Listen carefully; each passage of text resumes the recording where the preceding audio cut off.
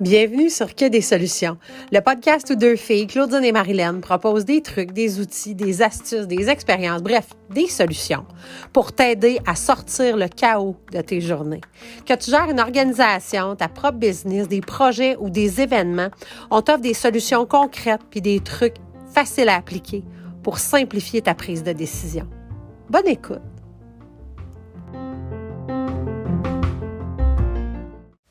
Hey, salut!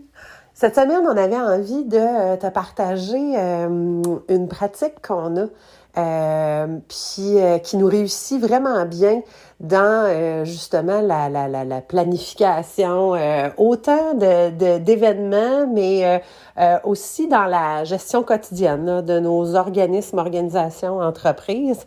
Et c'est d'être en mode plan B. On s'explique.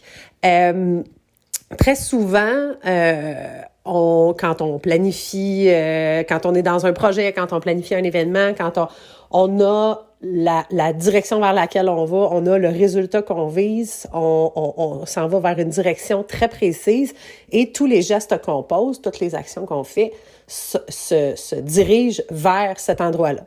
Donc, on s'assure de mettre des éléments l'un en avant de l'autre pour s'en aller là-bas, qui est un point très précis.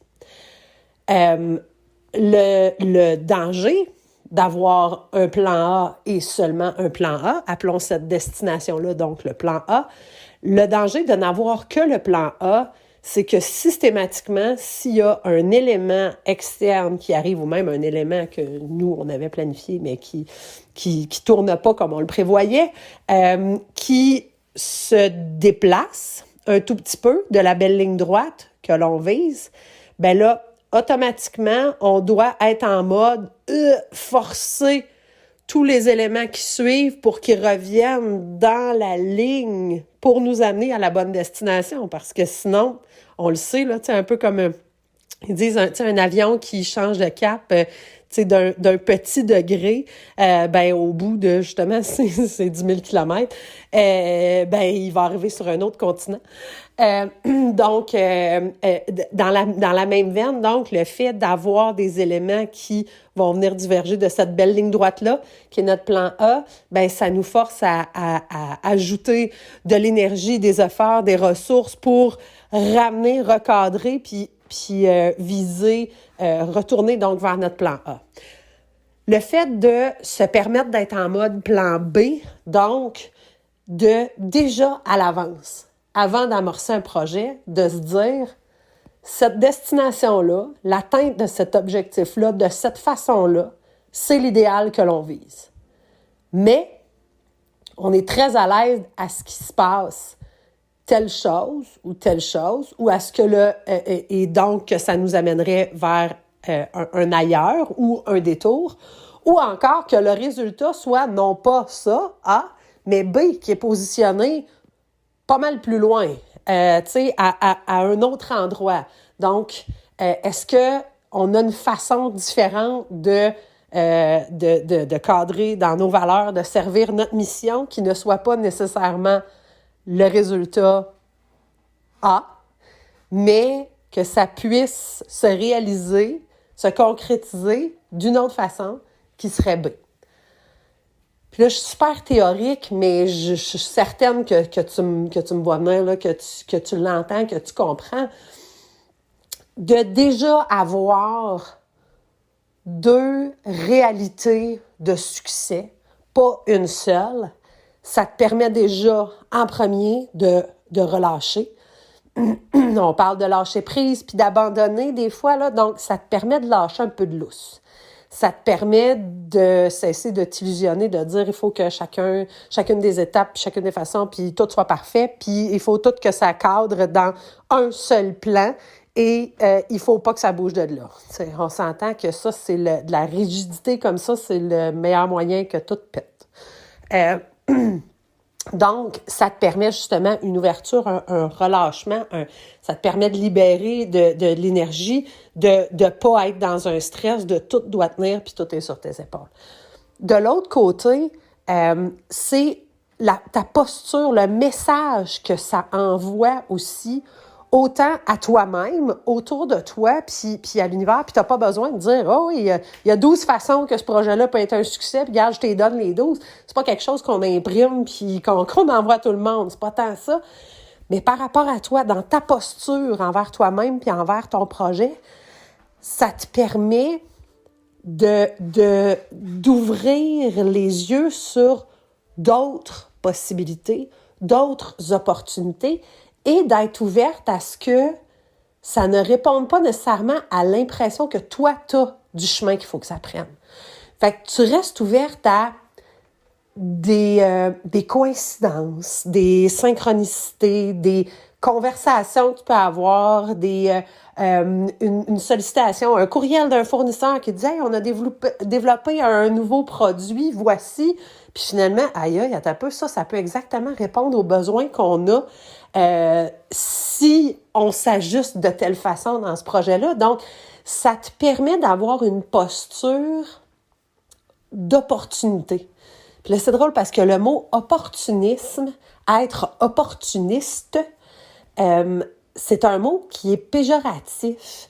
On reproche à quelqu'un d'être opportuniste. Et malheureusement, c'est une mauvaise utilisation de ce mot-là. Tu sais, on peut venir dire que la personne, puis là, je cherche le mot, puis je ne l'ai pas, mais je l'aurai peut-être d'ici la fin de l'épisode. Mais, tu sais, on y va dans presque de la manipulation où on le voit comme étant profiteur. Bon, je l'ai.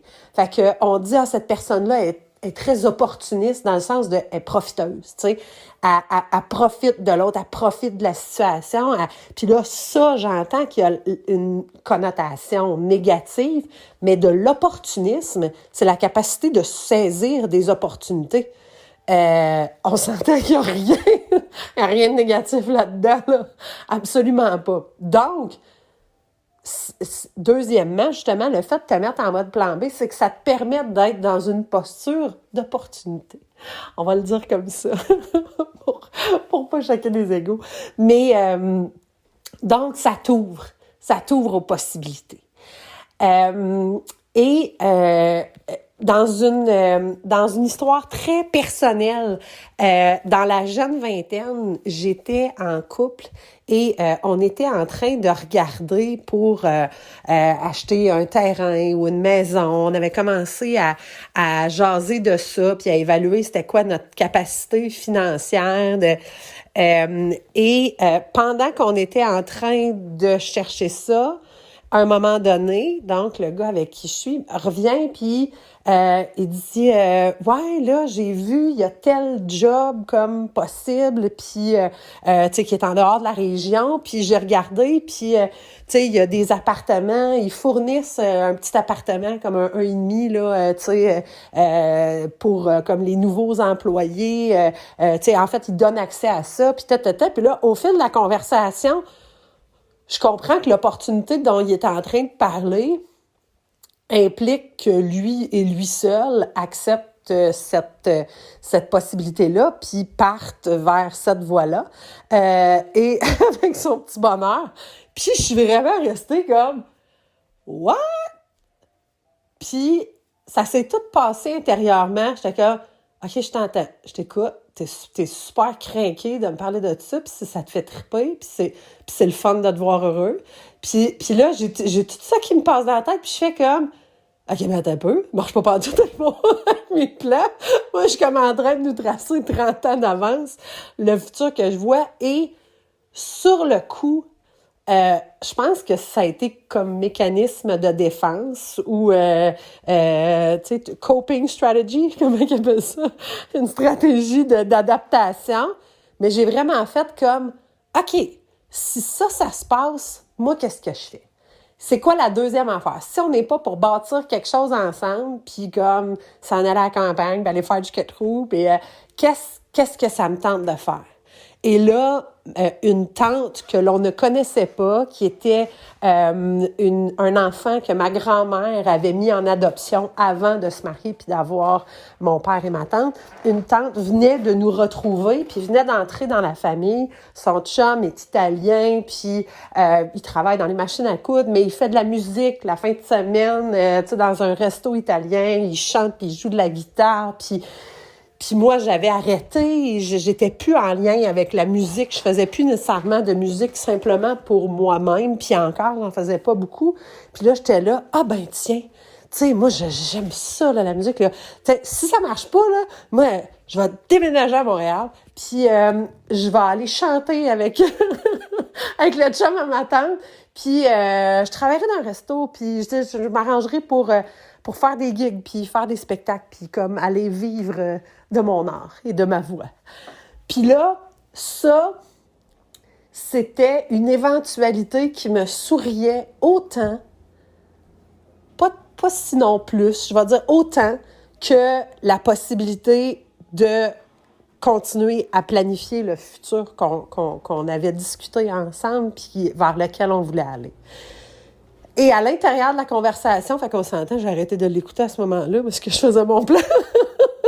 Mais à l'intérieur de cette conversation-là, au lieu de sentir que le sol se dérobait sous mes pieds, là, j'avais un plan B. J'avais quelque chose qui n'était pas du tout ce que je planifiais, mais qui servait, donc, ma mission, ma vision, mon but, c'est d'être heureuse, et qui était diamétralement opposé. Tu sais, c'était tout seul dans un nouvel environnement, à fichtrement pas faire ce que je faisais dans la vie. J'étais encore dans un bureau d'avocat dans ce temps-là. Mais ça me souriait autant.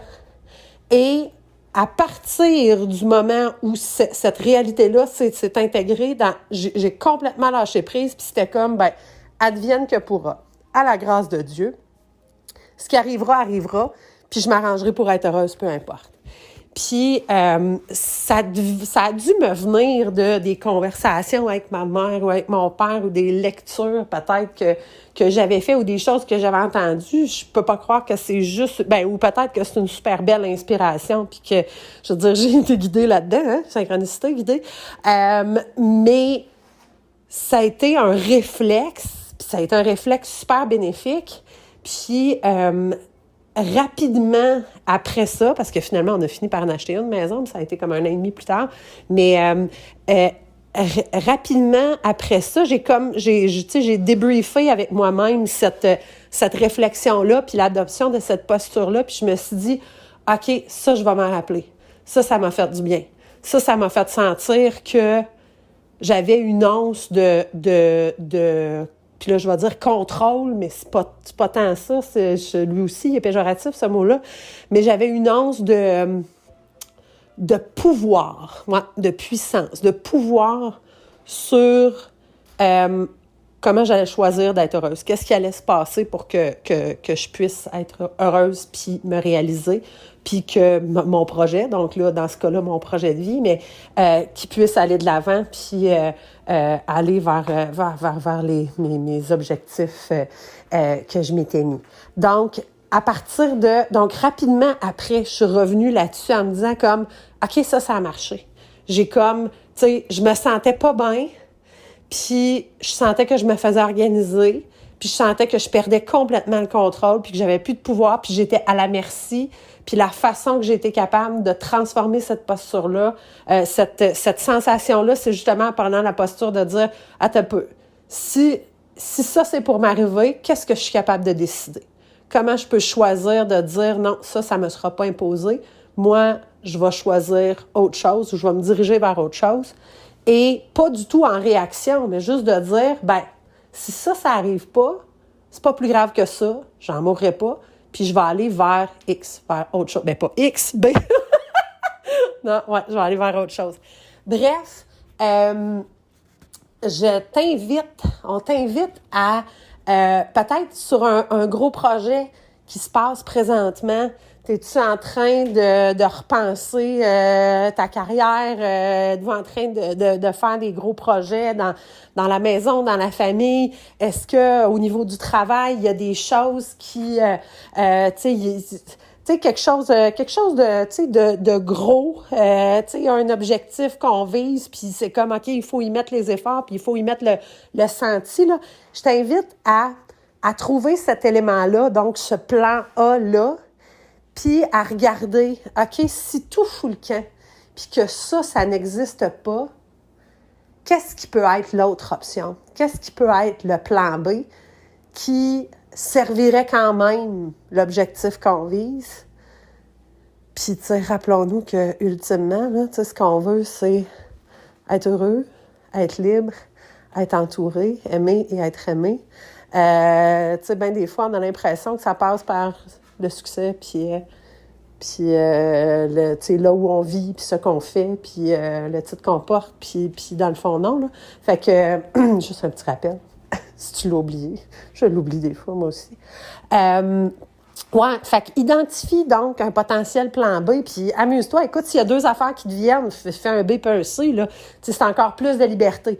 À chaque fois, tu vas enlever une couche d'illusion de contrôle sur tes épaules et une couche de rigidité, justement, puis tu vas pouvoir aborder, donc, le plan A avec une souplesse, avec une légèreté, avec une liberté qui est vraiment totalement différente. Fait que on t'invite à faire le test de ça, puis à nous tenir au courant si ça... En fait, des impacts que ça va avoir, je suis certaine que ça va en avoir, ne serait-ce que justement dans ta façon d'accueillir les événements qui vont se produire dans le cadre de ton projet. Bref, on t'invite donc à adopter le plan B puis à nous tenir au courant de comment ça résonne dans ta vie. Hey, bonne semaine!